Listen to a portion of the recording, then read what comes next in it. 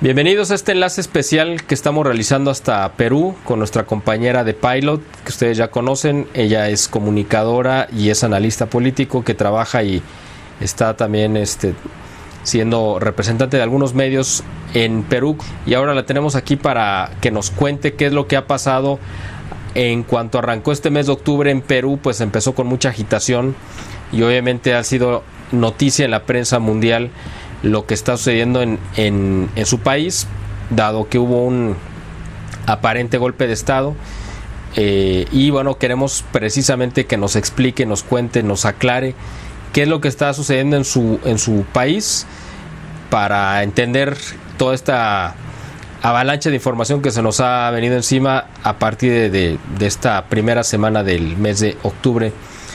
Gracias de Pilot por esta conexión, es un gusto tenerte con nosotros y bueno, pues queremos que nos cuentes por favor qué es lo que está pasando para entender, porque bueno, ya hemos dado seguimiento al tema de Perú desde hace ya algunos meses, donde has hecho favor de comentarnos todo el asunto primero fue lo del suicidio del expresidente Alan García, luego las manifestaciones contra la mafia judía ahí en Perú, y este es como el tercer capítulo de esta historia que no termina de abrirse por completo, que es este golpe de Estado. Bueno, así que adelante, cuéntanos por favor qué es lo que está pasando en tu país.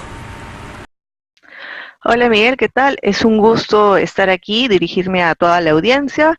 Y bueno, sí, pues el día lunes ha ocurrido un golpe de Estado. Esto pues no era, no es sorpresa pues para los peruanos, era algo que se veía venir. ¿Por qué? Porque este presidente ha pues roto la Constitución, ha quebrado el orden constitucional. ¿Por qué lo digo? Porque él muchas veces había presentado cuestiones de confianza que las contempla la Constitución por temas diversos, ¿no? Inclusive un tema previo que era relativo a un tema constitucional. Aquí para poner en contexto a la gente, las cuestiones de confianza, no sé si en México y en toda Sudamérica se apliquen, pero consiste en una forma de que bueno, la Constitución la ampara de un gobernante poder pues tener cierta libertad para ejercer pues gestión, ¿no? Para gestionar, para que el Congreso no obstruya ciertas iniciativas, ¿no? De leyes. Pero si es que quizás el Congreso no aprueba sus propuestas de ley, y no solamente eso, sino también censura un gabinete de ministros, el presidente está facultado a disolver el Congreso constitucionalmente. Eso sí es que sucede dos veces, ¿no? En el caso de Perú, se dio una vez hace un año y pico, cuando todavía Kuczynski era presidente, ¿no? Se dio una cuestión de confianza por un tema de un gabinete ministerial y pues se negó la confianza, ¿no? Se negó y hubo una censura. Tuvieron que cambiar todo el gabinete y, bueno, siguieron las funciones del Congreso nuevamente. Pero esta vez no se ha tratado de un gabinete, no se ha tratado de un tema, pues, de una propuesta para el beneficio del país, no, sino se ha tratado sobre un tema constitucional. La cuestión de confianza abarca solamente temas legislativos, pero no temas constitucionales, temas que estén en la Constitución. Entonces, aquí se ha dado bajo una interpretación.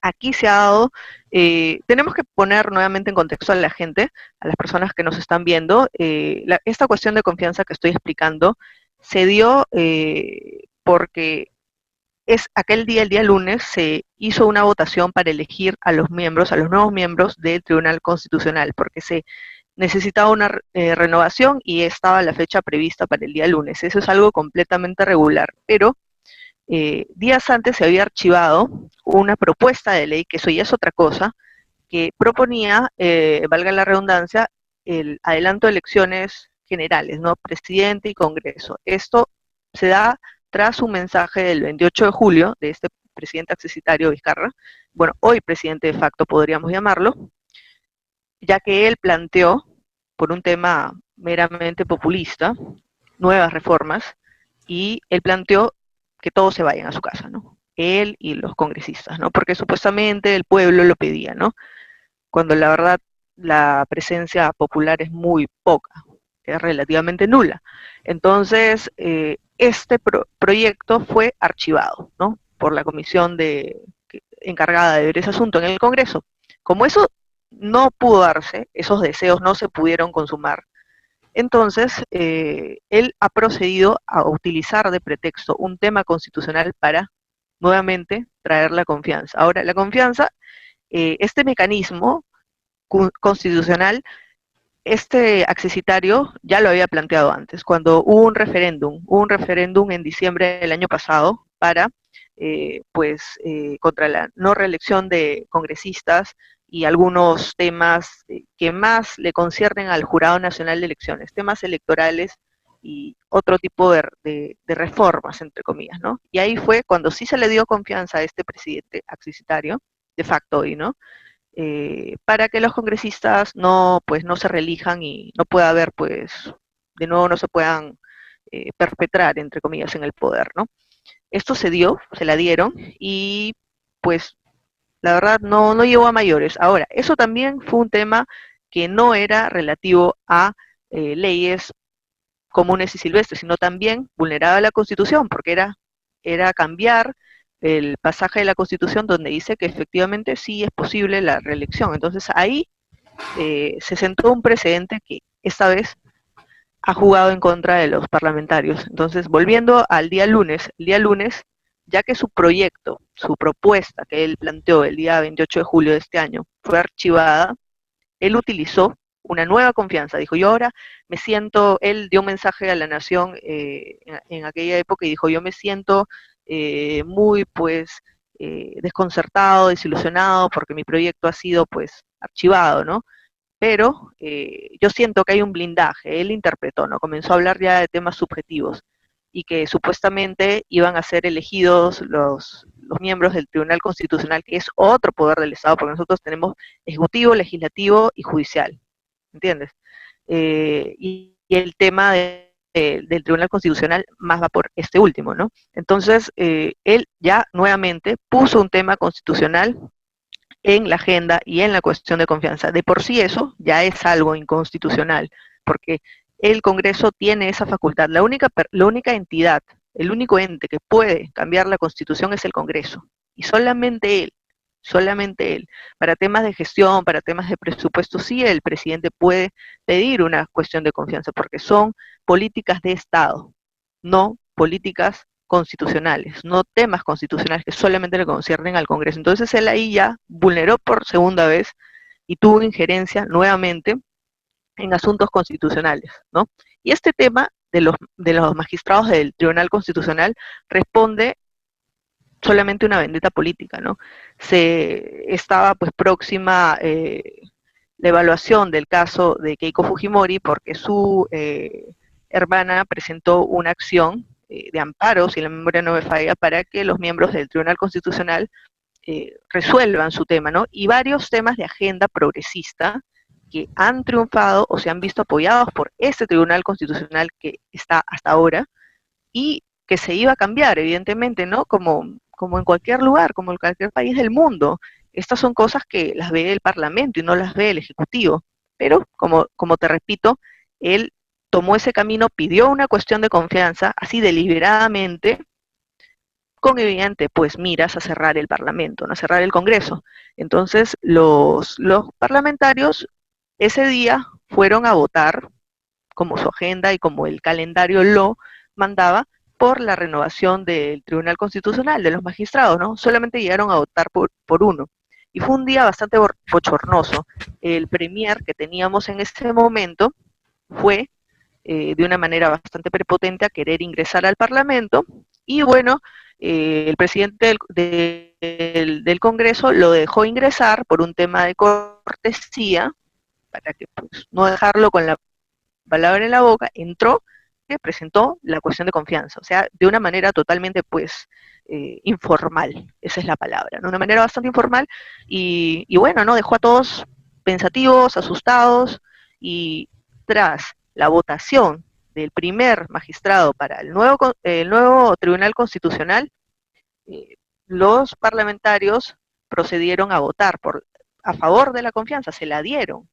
O sea, aquí no hablamos de una confianza negada siquiera, a pesar que es una confianza que nunca debió pedir porque no es su competencia, temas constitucionales, la pidió y a pesar de ello se la dieron. Alrededor de las 5 de la tarde, Vizcarra, mientras tanto, mientras estaban votando, él se preparaba para dar un mensaje en la nación para disolver el Parlamento, el Congreso. Y unos minutos antes, deben haber sido 10, 15 minutos antes, en pleno, votaron a favor de darle la confianza. Sí se la dieron, sí se la dieron. Y después de eso, él disuelve en Congreso. Entonces eso es algo completamente inconstitucional, porque, digamos, pongámonos en el supuesto que haya sido un gabinete el que si hubiese estado peleando la censura o no, le hubiesen dado la confianza y no habría tenido ningún motivo para cerrar el Parlamento, como en este caso tampoco lo ha tenido. Esto ha sido un acto pues bastante bochornoso, bastante triste, terrible, nefasto para el país, ya que ha vulnerado 2 veces la Constitución. La vez que él pidió que exista un referéndum y que incluya una pregunta, un tema constitucional, desde ahí la vulneró por primera vez. Y en esta ocasión la vulnera por segunda vez. Entonces, al pedir una confianza por un tema constitucional, incluso me atrevería a decir que por una tercera vez, cuando él cierra el Parlamento sin base legal. Él lo cierra cuando ya le habían dado la confianza. Entonces no tenía motivo. Pero él utiliza un recurso que él dijo un día antes en una entrevista, si es que el Congreso procede a hacer lo que tenía pues pactado, organizado, por agenda, por calendario, él dice, yo voy a interpretar que me han negado la confianza y podría disolver el Congreso, lo disolveré, dice. Él lo dice en una entrevista. Entonces, al día siguiente sucede eso, pero no sucede porque el Congreso está haciendo nada malo, sino porque está cumpliendo su trabajo, está lleno a votar porque le tocaba ir a votar ese día. No era algo que se les ocurrió de un día para otro, como a él sí se le ocurrió plantear esta dichosa cuestión de confianza en un claro abuso y pues rompiendo todo el sistema democrático y constitucional, sobre todo, lo más importante. Entonces, la verdad, en ese momento, después que otorgaron la dichosa confianza, él da un mensaje a la nación, muy suelto de huesos, diciendo que acaba de disolver el Parlamento. Acto seguido, él, evidentemente, cuando da los votos o los niegas, en ese caso se los dieron. Entonces, no había por qué decir que había una negación tácita. Eso no existe, ni aquí ni en ninguna parte del mundo. Y no me dejarás mentir, no existen las interpretaciones tácitas. Tú por una cosa tácita no puedes meter a una persona preso, no lo puedes meter a la cárcel, no le puedes decir a una persona, oye, tú has violado, tú has matado, sí, porque es tácito, yo lo interpreto. No, tiene que haber pruebas, tienen que haber hechos. Y en este caso se dieron, le dieron la confianza. Entonces, acto seguido, como él ya había incurrido para todos los parlamentarios y para una gran parte del país, porque es la verdad, y para los mejores constitucionalistas de este país, había incurrido en un acto, pues, contra la Constitución, en una falta gravísima, por no decir la más grave de todas, el Parlamento votó para suspenderlo como presidente y lograron los votos para suspensión, porque vacancia necesitaba más votos, necesitaba alrededor de 87 votos, si la memoria no me falla, pero se consiguieron 86 y con eso lo suspendieron en el acto a Martín Vizcarra. Entonces, acto seguido, la vicepresidenta Mercedes Arauz en el Congreso, en el Parlamento, juramentó como presidenta interina, que era lo correcto, ¿no? Hasta ahí la Constitución estaba desarrollándose, estaba empleando sus mecanismos, ¿no? Ante una falta, una sanción. Ok. ¿Qué sucede alrededor de las 11 de la noche? Este señor de facto, presidente de facto,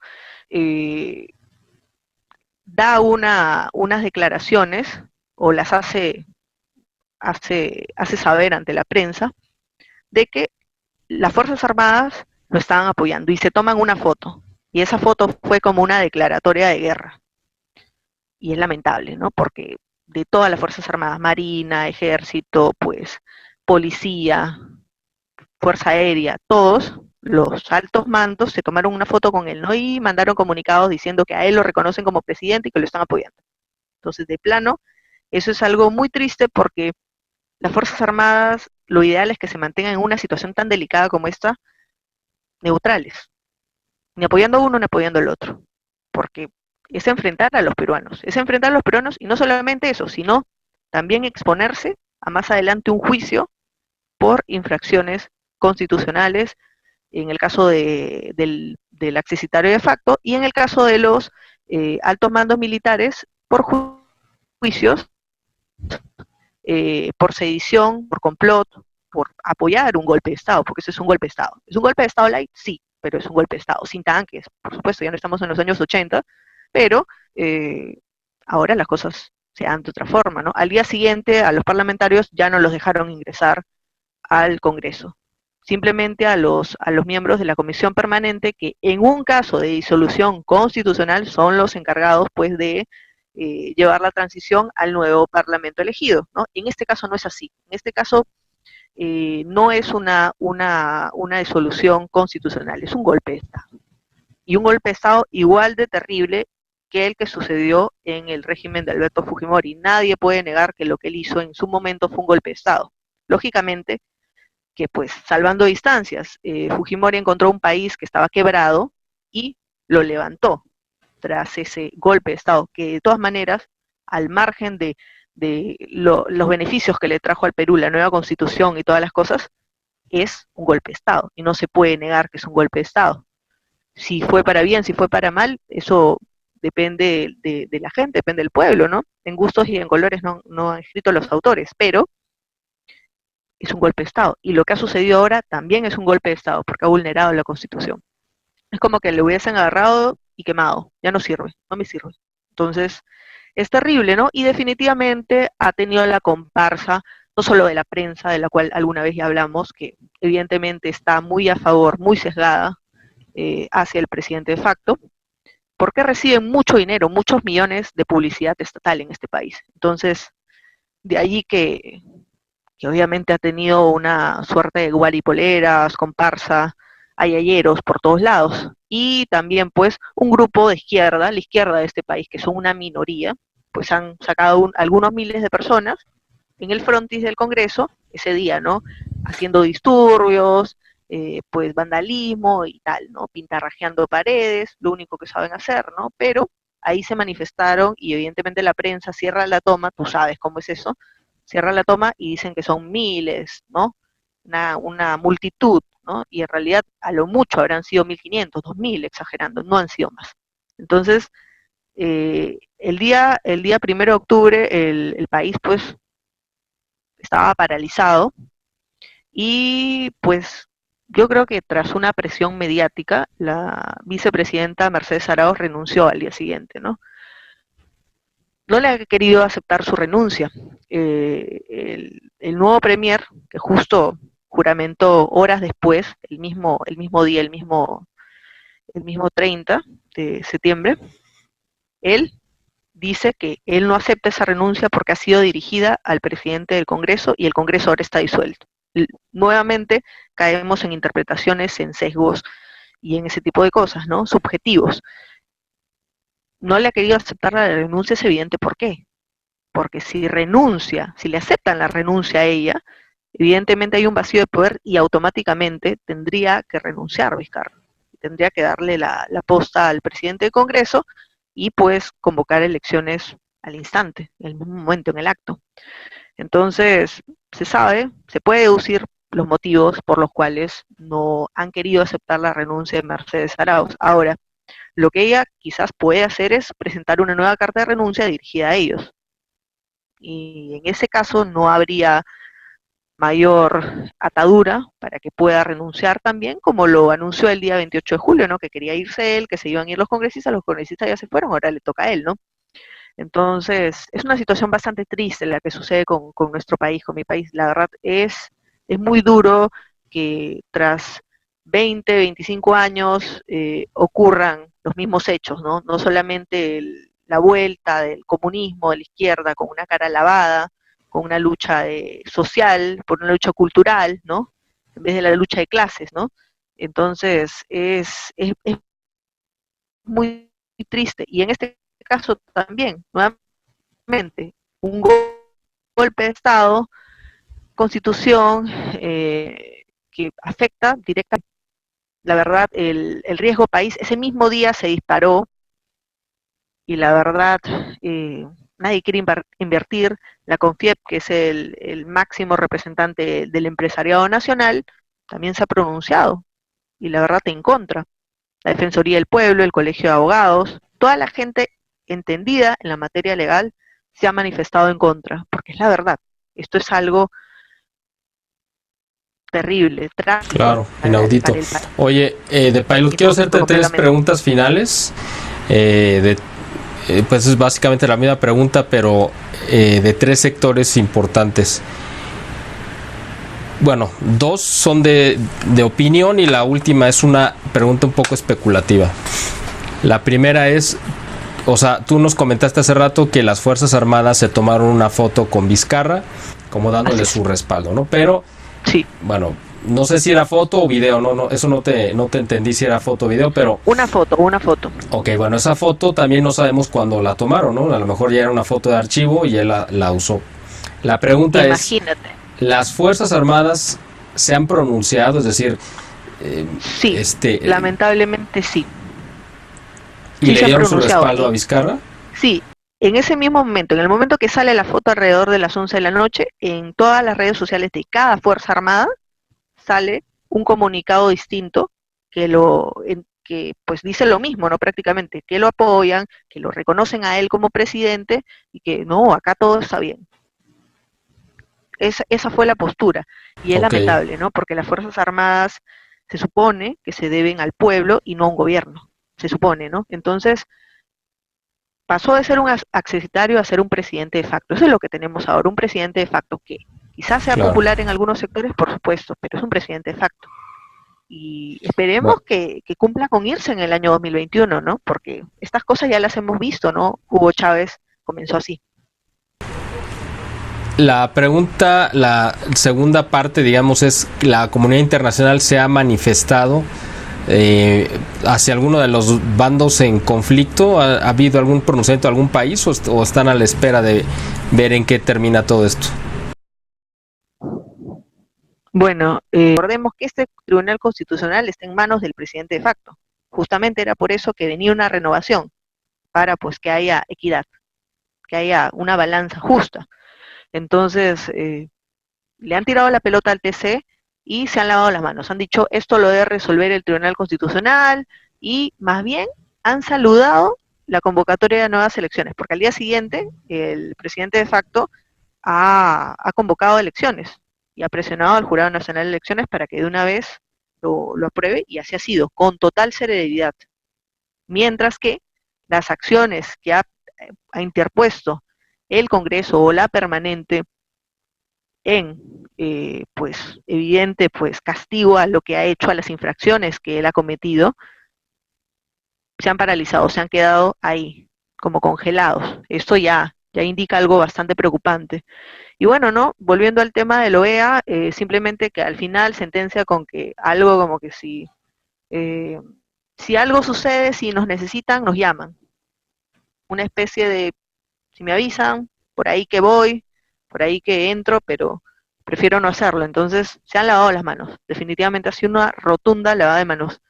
Y bueno, eso es muy triste, ¿no? Es muy triste, porque de la misma manera yo recuerdo que cuando Maduro comenzó a hacer de las suyas en Venezuela, la OEA y otros organismos internacionales ya sabemos por qué, pues ellos también mantuvieron su distancia, lo dejaron actuar, dejaron que se enquiste en el poder, y al final recién comenzaron a decir que es un dictador y tal, ¿no? Y tantas cosas que son ciertas, ¿no? Entonces, ya conocemos cómo actúa la OEA en estos casos, ¿no?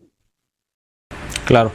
Y la última pregunta que quiero hacerte en este enlace es pues algo meramente especulativo, pero tú, con el conocimiento que tienes, quiero que nos hagas una especie como de pronóstico de qué es lo que crees que vaya a suceder. O sea, cómo va a acabar este conflicto, quién va a imponerse, y si esto efectivamente va a abrir la puerta a que Vizcarra se convierta en un dictador, dado que ya violentó el orden constitucional y ya quitó uno de los contrapesos que podría limitar su poder, que era el poder legislativo. ¿Cuál es el escenario que tú prevés que vaya a suceder en tu país de aquí a lo que termina el año, digamos, ¿no? Bueno, es correcto lo que tú dices, los pesos y contrapesos existen por algo. Definitivamente vivimos en un país con un Estado de Derecho, y es bueno, es positivo, con un orden constitucional que ha sido vulnerado. Ahora ninguna persona en este país puede sentirse amparado por la Constitución, ya que es vulnerada por el mismo accesitario que tenemos ahora de presidente de facto. Entonces, si la máxima autoridad vulnera la Constitución, ¿qué te garantiza que otros poderes, que en otras instancias no se vulnere? Entonces es algo terrible lo que ha sucedido con nuestro país. Yo lo que puedo pronosticar humildemente es de que aquí el único ganador es la izquierda y la mafia que financia a la izquierda, que ya sabemos quiénes son, no hace falta decirlo. Claro. Y pues ya se están alistando para la carrera electoral, ya se están alistando. Ahora este es un tema que ha sido planificado hace mucho tiempo. Hoy hay a manos pues la información sobre estos nuevos comicios, en qué momento se cierra padrón, en qué momento tienen que haber elecciones internas. ¿Y tú sabes qué día se cierran las listas para el Congreso para estas nuevas elecciones que van a haber? Este viernes. O sea, en unos 6 días, 5 días, tienen que cerrar listas todos los partidos con sus candidatos para este Congreso que va a durar 1 año y medio, 1 año, porque luego vienen, se supone, Dios mediante, las elecciones regulares, las normales, nuevo Congreso, nuevo presidente. O sea, estas personas que en teoría, virtualmente, van a ser elegidas en enero de este año que viene, del 2020, van a simplemente laburar 1 año, porque de ahí vienen las elecciones regulares, presidente y Congreso, si es que llegan a suceder, poniéndonos en el mejor de los escenarios. Pero bueno, ¿no? Ahora los partidos de izquierda están pues mirando el país, mirando el Parlamento pues como un manjar, como un plato en el cual se quieren abalanzar, ¿no? Como caníbales están. Es muy terrible, es muy terrible. Y bueno, ¿no? Esto la verdad sucede con varias cosas al unísono. Al día siguiente de estos hechos tan tristes, tan terribles, se anunció de que se le va a dar una reparación millonaria de alrededor de 500 millones de dólares a Odebrecht, que es la empresa pues que ha quebrado muchos gobiernos prácticamente en Sudamérica. Entonces esto es algo inverosímil, esto es algo inaudito, cómo la corrupción a este nivel se da luego de una situación tan sensible como una disolución inconstitucional del Parlamento. Esto ya es algo descarado. Supuestamente porque van a decir más nombres, van a soltar un poco más de información. Y al día siguiente de este hecho tan bochornoso, Odebrecht, como ya lo debes saber, se declara en quiebra. Entonces, ¿de qué estamos hablando? No le van a pagar al Perú el dinero que le deben y encima le van a pagar a ellos. O sea, esto es de locos. Esto ya es algo absurdo, absurdo y realmente pues tendencioso, realmente de truanes. Y esta gente son delincuentes y muchos están presos en Brasil por esto, ¿no? La gente que ha coimeado muchos gobiernos. Entonces esto ya es algo horroroso y no solo eso, se viene mucha impunidad, se viene blindaje para las izquierdas, porque obviamente ellos ahora se viene una persecución más grande hacia los partidos de derecha, hacia los partidos anticomunistas, hacia los movimientos que sean oposición, hacia todo ciudadano que muestre pues rechazo hacia los sucesos bochornosos y lamentables que se han dado en nuestro país. Entonces, eso se viene de momento, lo próximo. Noticias de que se van a dar nuevas facilidades para que estos inmigrantes venezolanos que han venido por manadas, ya viene a ser 1 millón de personas en nuestro país, lamentablemente, puedan nacionalizarse peruanos con mayor facilidad, ¿no? Por medio de un certificado de trabajo y cosas bastante sencillas, ¿no? Esto ya es más peligroso, ¿no? Últimamente han habido bandas de descuartizadores, de gente que está aquí delinquiendo de la peor forma, cosas que ni los delincuentes peruanos hacen, cosas retorcidas. esto no es de Perú, este tipo de mafias delincuenciales no son de Perú, y yo creo que con estos decretos supremos o con estas medidas que está impulsando este accesitario de facto, la situación se agravía, la situación pues se agudiza, la situación de esta inseguridad por esta gente inmigrante pues se pone peor que nunca. Se está viendo que están sacando sus garras. Y una cosa que sí quiero resaltar y que ha sucedido hoy, y que eso sí me llama bastante la atención, es que hace unos días la aerolínea Peruvian Airlines, que pues es la única aerolínea prácticamente de bandera que hay, que hace vuelos nacionales y algunos internacionales, ha sido prácticamente cerrada, sus vuelos han sido cancelados hasta nuevo aviso por un asunto de aduanas que les ha caído mágicamente, ¿no? Coincidencia de la vida, ¿no? Y justo, qué coincidencia que acaba de juramentar un nuevo premier, que ha sido ministro de Justicia y declaró hace algunos meses de que él necesitaba visualizar el Perú él quería visualizar el Perú de una manera que sea un Estado empresario. Lo dejó entrever. Y ya sabemos que es un Estado empresario, es comunismo, es estatismo. Entonces, a todas luces, lo que sucede con esta aerolínea Peruvian Airlines es la búsqueda de agarrar esta aerolínea, estatizarla, y que la controle el Estado y no la empresa privada peruana. Hay dos cosas distintas. Una cosa es que una empresa, una aerolínea, la maneje el Estado, y otra que la maneje el empresariado peruano. Es muy distinto. Entonces, esto no solamente es cortarle las alas y maltratar al empresario nacional, sino también enriquecerse y sacar partido a costa de él. Entonces, eso es algo sumamente terrible, porque esto ya nos anuncia que aquí se viene un faenón, que aquí se viene corrupción en este caso. No nos olvidemos que este accesitario, cuando fue ministro de Transportes, tuvo una denuncia seria, muy seria, y fue enviado a Canadá como diplomado cuando era vicepresidente de en el caso Chinchero, que era prácticamente regalarle en la zona más turística, la mejor zona turística del país, regalárselo a una empresa chilena, financiarle y prácticamente darle un aeropuerto. Imagínate, terrible, claro. Horroroso. Sí, entonces, por supuesto. Si esto se dio ahí, imagínate lo que se va a dar ahora que legislativo.